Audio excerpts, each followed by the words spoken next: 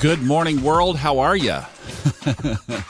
Thomas Miller here on the Fun Astrology Podcast, kicking off a new week in May with a square that I did not give enough attention to when I mentioned this on Friday. So we're going to give it its full due today because I think it's a little bit punchier than what I was thinking initially on Friday. You know, the musings on this are, wonder what this is going to do and be because of these super focused energies that we have going on, right? So yesterday evening, just before midnight Eastern time in the U.S., Venus and Neptune squared off. Neptune is in Pisces. Venus now is in Gemini, 20 degrees.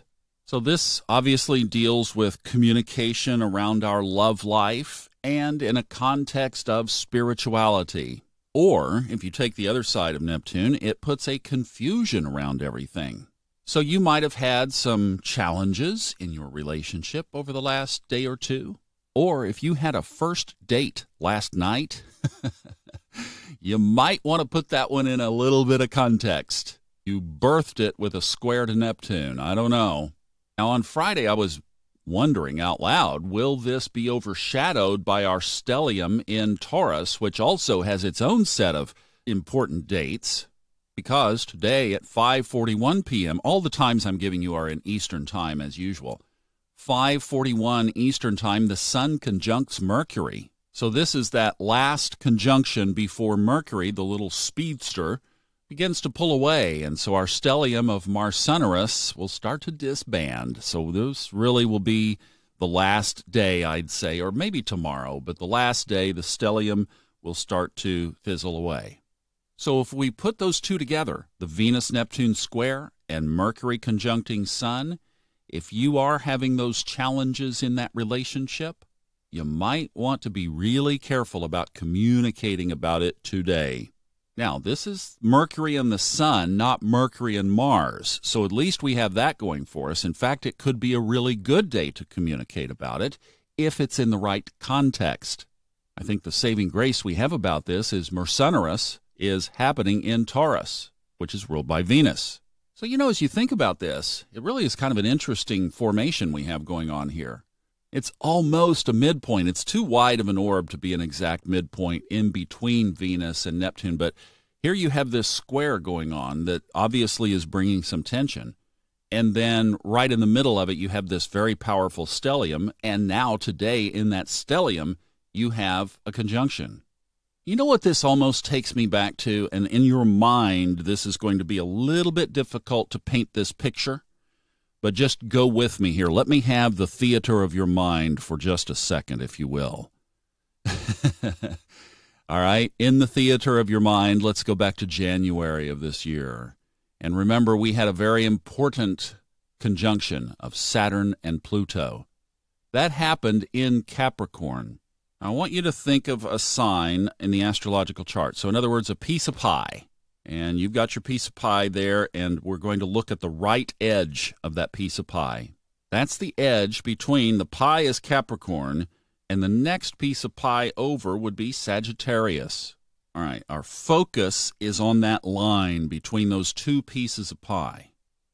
So in the Capricorn slice of pie, 2/3 of the way over, we have Saturn, Pluto, and Mercury, all right there at 22 degrees over. That pie is 30 degrees wide, and at 22, so just past 2/3 over, Mercury, Saturn, Pluto. Now, in the Sagittarius piece of pie, at about 2/3 of the way over, you have Mars. It's at 6 degrees. So that line becomes a focal point because Mars to the left and the conjunction of Saturn, Pluto, and Mercury over on the Capricorn side of the pie are about the same distance apart. Now, this is extra amplified if you're talking about the signs of Capricorn or Cancer. But here's the point. When the Saturn-Pluto conjunction happened, Mars and the conjunction were about equidistant from the cusp line between Capricorn and Sagittarius. Astrologically, that's when the coronavirus disaster began. You know, as I'm looking at this Neptune situation, Neptune is sitting about in the middle between our current stellium in Taurus, Mars and Neptune, Uranus, Mercury, the Sun, and the point of the Saturn-Pluto conjunction, 22 degrees Capricorn. Ooh. And it almost has this same kind of feel that Mars and Neptune, our stellium in Taurus, is kind of sitting in between these warring energies right now of Venus and Neptune. But let's set that observation aside, and you still have a Mercury-Sun conjunction. So if you're not in the relationship area or the partnership area or the love area of Venus, and the spirituality area of Neptune are not involved, and you've just got a straight-up business communication, maybe a deal that you need to ink today, well, today would be a pretty good day to do that, because if we set the wings aside and we just focus on what's inside the stellium, you have Venus, Taurus, right? Venus rules Taurus.